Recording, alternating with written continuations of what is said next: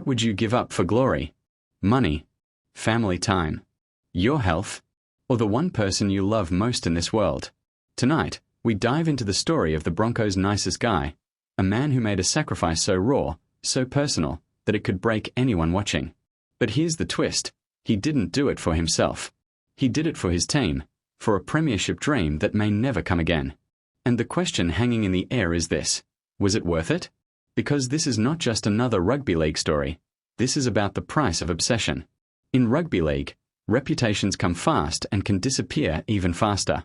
Some players are known as enforcers. Others are labelled troublemakers. But in Brisbane, one Bronco has earned a tag very few ever get: the nicest guy in the NRL. He's the kind of teammate who'd stay behind after training to help a rookie with extra drills. The guy who signs every kid's jersey until the last one is smiling. The man who, when fans or rivals describe him, they don't start with tough or flashy, but with one word: kind. But kindness often carries a hidden cost. And behind the public smile, behind the high fives and humble interviews, was a decision that would change his life forever. When word broke that this Bronco had sacrificed his relationship, the love of his life, for a shot at an NRL Premiership, the rugby league world froze. This wasn't gossip. This wasn't tabloid drama. This was raw reality. Imagine being so driven, so focused on lifting that Proven Summons trophy, that you'd walk away from the person who'd been your rock. Was it a mistake? Or was it the only way forward? Here's where the story takes a shocking twist. 4 years, the Broncos have been chasing redemption. Their last premiership feels like a lifetime ago, and every year that passes adds weight to the jersey. Fans remember the heartbreaks, the collapses, the near misses. Inside Red Hill, every player knows the stakes. To break that drought, sacrifices must be made. And for our nicest guy, that meant something unthinkable: telling the person he loved that rugby league had to come first. But what drove him to that moment? Was it pressure from the club? An inner fire that wouldn't quit? Or was it something darker? Fear of failure? Fear of being remembered as just another almost man? Teammates recall one night where everything seemed to shift. Training had been brutal, and the team was staring down a finals run that could define careers. That night, as teammates were out with family and friends, he stayed behind at the club gym, drenched in sweat, repeating drills over and over again. But at home, someone was waiting. Someone who wanted more than a partner obsessed with tackles, weights, and game film. And in that collision of love and obsession, a decision had to be made. Do you fight for the person you love? Or do you chase the immortality of a premiership? He chose rugby league. Friends were stunned. Teammates respected him but worried. Coaches admired his commitment but knew the personal cost. Fans? Well, fans only saw the jersey and the dream. It's easy to forget the heart that beats inside. But here's the cliffhanger that keeps us watching.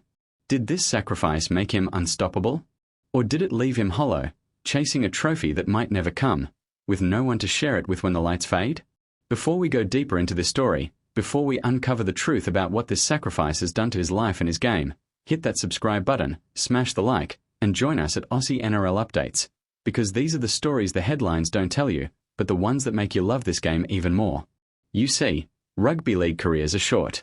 One injury, one bad season, and you're done. For our Bronco, he knew his window was closing. He wasn't a rookie anymore. He wasn't a veteran yet. He was in the prime, the dangerous middle ground where every year without a title feels heavier than the last. And so, he doubled down. Early mornings, late nights, training until exhaustion. But here's the chilling truth. He trained not just his body, but his heart to shut out anything that might distract him. Love, connection, softness, all became luxuries he couldn't afford. The Broncos were surging. The finals loomed. Every try, every tackle, every charge down the field carried a new weight. But as the team celebrated small victories together, one man often walked off quietly. No partner to hug. No one waiting in the stands just for him. And that's the haunting image. What if he wins the ultimate prize but finds himself holding it alone? In sport, glory is shared. Premiership winners embrace family on the field. Children run around with oversized jerseys. Partners cry tears of pride. But for the Broncos' nicest guy, the path he chose meant the most important face would be missing. After one home game late in the season, as players flooded out to celebrate with loved ones, He walked into an empty locker room. No warm hug. No smile waiting just for him. Just the sound of boots hitting concrete and the echo of silence. This was the reality of his sacrifice. Coaches say his intensity became unmatched. Teammates talk about a man who went from reliable to relentless. He pushed himself harder than anyone. He demanded more from everyone around him. Some even whispered, "He's obsessed." But obsession can cut two ways. It can turn a good player into a great one, or it can break you down until nothing is left. Which way was it going for him? That's the question fans didn't see. There was one game that changed everything. The Broncos were trailing. The season was on the line. And in that moment, he produced a performance that stunned even the veterans. Huge tackles, desperate runs, leadership that lifted the entire team. The crowd roared. Commentators shouted his name. Social media blew up. But here's the kicker. When he walked off the field that night, instead of soaking in the love, his face told another story.